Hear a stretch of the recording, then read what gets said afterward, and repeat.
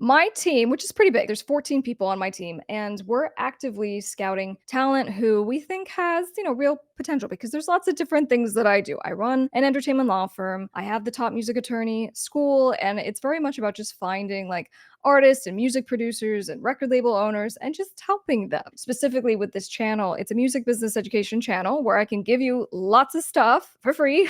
I love it because this is what I've done since I was 4 years old. And then I just made it make sense with, I'm like, let's go to law school and combine that with like my music marketing background and just all the stuff that I stacked to learn how to market my own music career and make money from my own music career. That's why I've done everything. It truly is. And then I just found like a passion for law and helping you guys. What's missing for so many of you is just there's a gap. And it's usually a not, like an educational gap. And it's just something that like I can speak for myself. Like I was just so naive about. And then once I learned the information, it changed everything. So it's just is the thing that's instilled my commitment for what we do. A lot of you are like 9 to 5ers, you got the day job and you have a dream, and that dream is going to be different for everyone, right? Some people want to quit their job and they want to do music full time, or there's some of you who are doing music full time and you're just not making the revenue goals that you want. And so you're trying to figure out how to better monetize your income. Or even yesterday, I had a consultation and the client's been in the industry for a long time, but just like been in bands and been signed to labels and all this stuff. And so you have these ups and downs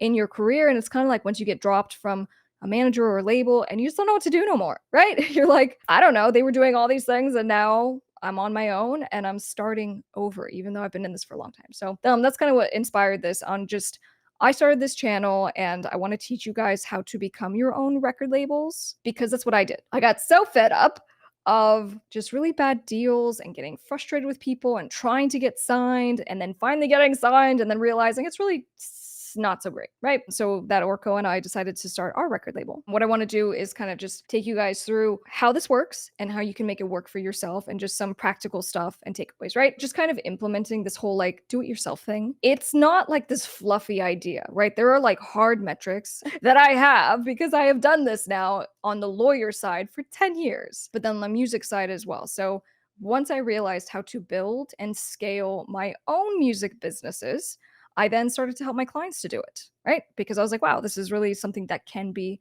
replicated. One of the first times that I really saw someone implementing, what we teach really, really well, it's this independent record label. And they started working with this artist. She, at the time, I think she collectively had like 18,000 followers across all social media platforms. And then over the course of 2 years, and I'm going to walk you through why this method worked, but over the course of 2 years, collectively across her platforms, she's now at like 16 million. It's insane what you can do if you really hyper focus for your own project and whatever you're trying to achieve. Some people, are the behind the scenes. They want to make music, they want to make money, they want to feed their families, and they're not looking to be in the limelight or to be super famous. And for some of you, you are, you know what I'm saying? And that's okay. So it might be about money, it might be about legacy. But what's so important is that you build a structure out so that you are in control as much as possible of every little step and aspect of how your entire, we'll call it music business enterprise, operates. Because right now, most of us are thinking, well, I just need to, get some music out and put it on Spotify and hope for the best. And we're not thinking, well, I need to be in control of the production, right? How much music is coming out? When does it come out? What's the distribution channels that it's going through? So meaning, not just are you getting it on Spotify, right? Are we utilizing the social media channels? Are we utilizing our own website to do direct to fans? So we are in control of the audience, how much money, and then are we doing meaningful collaborations, right? So these are things that we're going to talk about. But I don't know, when I saw this for the first time and then to see it happen kind of so quickly over just a 2-year span, because obviously leading up to 16 million followers, there were huge jumps that happened, right? And things that went just insanely viral on YouTube. And then I started to see, other clients that I was working with do the same thing. And they would work with, for example, they would be like, well, you do want to be a traditional label. Because I'm very much like, I'm a label for myself. I'm not trying to sign, other artists, or at least when we started the label, we weren't trying to sign other artists and do all the stuff. It was really just to build a structure around what we're doing. But anyway, once, other people that I was working with started to implement this, they started to have similar results. Because once you figure out your specific audience, right, the content that you have, the media that you are selling, and how to monetize, guess what? Then you start to build on that over and over. So it's been cool because, after all these years, there are a lot of people who have been able to quit their 9 to 5 jobs and, do the music thing full time. But guess what? It's really hard. Any kind, type of business that you're going to run, like a record label, is going to be challenging. So that's why I'm here, okay? Because it's about accountability. What I've seen across the board is that I can give you the blueprints and be like, this is how you're going to do it. And I can walk you through it. And it's going to be like, all the baseline stuff just to get you going. And then to look at your actual project and how do we monetize it and strategize and all the stuff. But you are the most important piece of that entire puzzle. All right. So with that being said, let me go through. I kind of went over this in a different video recently, but let me just synthesize it so you don't have to go and watch that, which is just understanding the new media framework. Okay. So what record labels are doing these days, and you guys might remember it as like the 360 deal, right? So back in the day, these labels would be like, oh, if we'll give you a 360 deal. So we will sign you. You have to produce so much music for us. We own it. And we also get a little piece of everything that you're doing in your music career. It then over time evolved from being the 360 deal to your recording contract. And then, like, buried on page 15 appears a section called ancillary rights. And ancillary rights is where it says, we still get a little bit of all your entertainment career income. So, AKA, like, nothing changed. It's literally the same agreement. They just decided to call it something different. What we're going to do is that we just take their lead. We're like, these are the companies that a lot of us still, like, we'd be so excited if Universal came a knocking and wanted to sign us and whatever, because we're like, oh my gosh, finally, someone who just knows what they're doing. So then, if that's how you're feeling, you just answered your own question of like, what needs to happen? It's the knows what they're doing piece is missing for you. So you just have a little bit of a knowledge gap. Okay. So that's why this is so important to me. So when we think about the different monetization pieces of how you can utilize your content, and I'm like, hey, what's the plan? Not just for now, right? Right now really matters. I need to know, when's your next release coming out? What are you doing with it, right? How else are you monetizing what you do, right? As your services. So I'm like, look, please think of it this way. And we'll even come up with like 3 verticals right now. Vertical 1, if you put out content, you are the artist, or if you represent someone and you're putting stuff out, it's the putting stuff out. And that needs to happen. It doesn't mean that it's going to be extremely valuable right away. That value is conferred from the audience that you have. Okay. So then we go, all right, so it sounds like audience is really important. So we're going to work on the audience piece. And for a lot of us, we don't have, raging fans who are just so, for us and all that kind of, it takes time. And it's because people are busy. There's so much asked of everyone when they're online. And so you building that trust and that loyalty from your followers takes time on you. You don't just sit there and wait for it. You go and you do something to earn it. So we have the music piece, we have the audience piece, and then we're going to have the ancillary efforts piece. All right, we're gonna follow the lead of the record labels, which is how can we monetize all the stuff that you had to learn and you had to do to get to where you are. So this goes into the space of, for my music producers, for example, for my singers, for my studio musicians, if you play an instrument, if you can sing a song, if you can record yourself and send a top line to someone, guess what? You can make not only good money, but you can likely make a substantially larger amount than what you made from just distributing the music, like in a way. And I wonder if, the major labels would agree with me on this. In a way, it's like the music piece has become the least important, but it still is the most important because you can't have the big rock stars without the actual music and good songs and having people fall in love with them. But, the brand and the effort and all the other stuff that you have to do and what labels have to do to package the music and sell the music and make money. So again, taking that framework, which has been proven to work decade after decade after decade, we now apply that to ourselves because it's not hidden anymore. And to the extent it was hidden or you didn't know, that's why I'm here, right? I do these deals with the majors every day. So sorry, I'm just going to share it all on the channel. So in this vertical over here, it's really getting you to think through what you can monetize for the most amount of money and then to build customer base, a client base for that thing. And so again, music producer, you can be hired for your actual services, right? If you then, because you're just one of the, these genius independent artists who just have to learn how to do everything, which is what I had to do, which is what that Orco had to do. You learn to be a music producer and a good songwriter and a performer and a model and a video editor. And you know what I'm saying? And the list just goes down. And so you do those things because you're not going to wait for anybody else because you are, in fact, your own record label. So in the practical kind of execution pieces, one thing that you can do as soon as you're done, listening to this or watching this is to write down what are the things that you are doing right now to monetize what you have, because what I do really effectively with the clients that I work with and the teams that I work with is to look at the project of where it's at. And you can do this audit yourself. You don't need me, okay?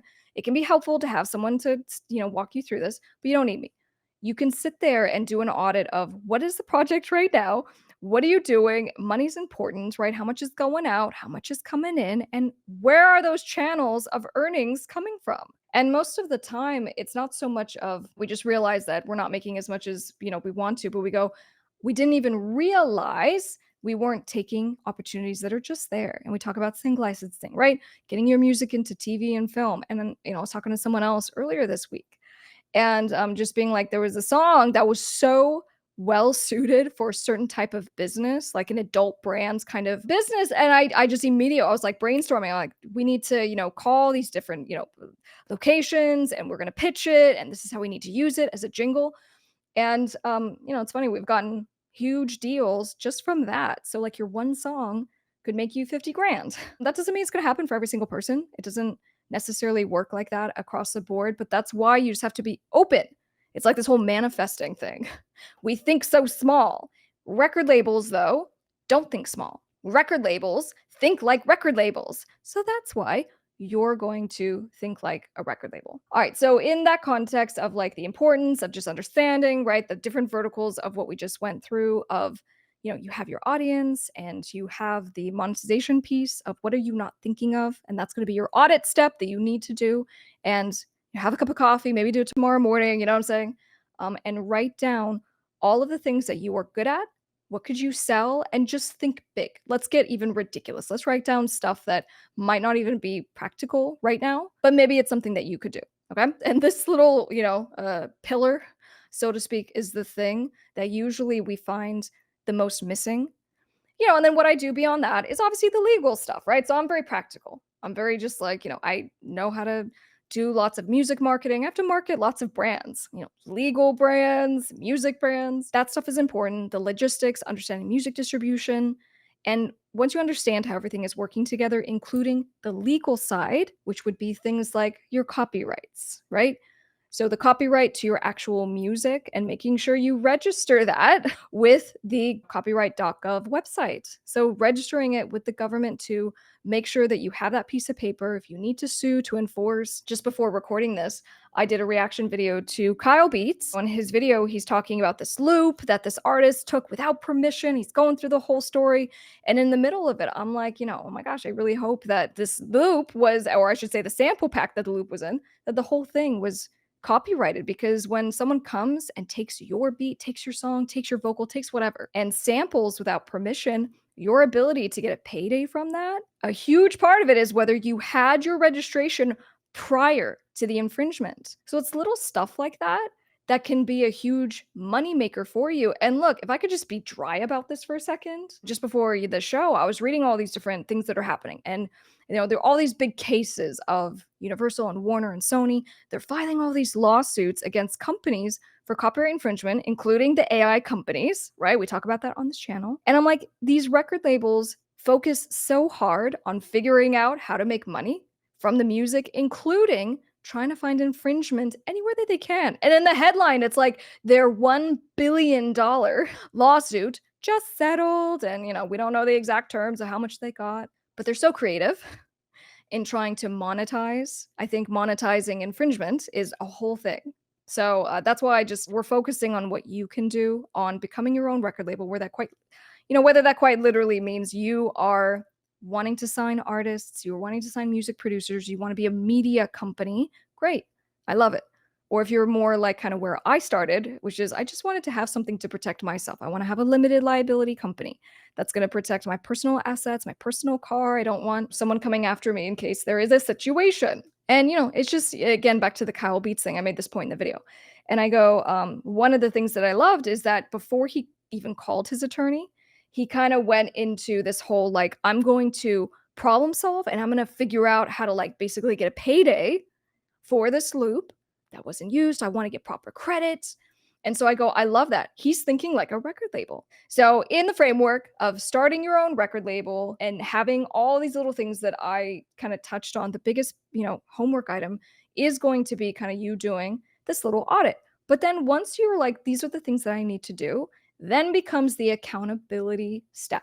Now, there's a couple ways you can get help with this. All right. So I'm very much like, if you want to, leave a comment on this video and just let me know what you're doing. Okay. And just, we can give you some feedback.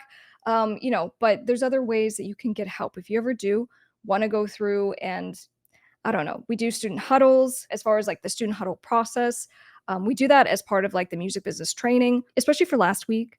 All the conversations that I had with you guys who are starting your record labels or otherwise just trying to build your own music business enterprise, halfway through the conversation, I'm like, you need to go through like basically and have a blueprint. You are just missing stuff in your plan.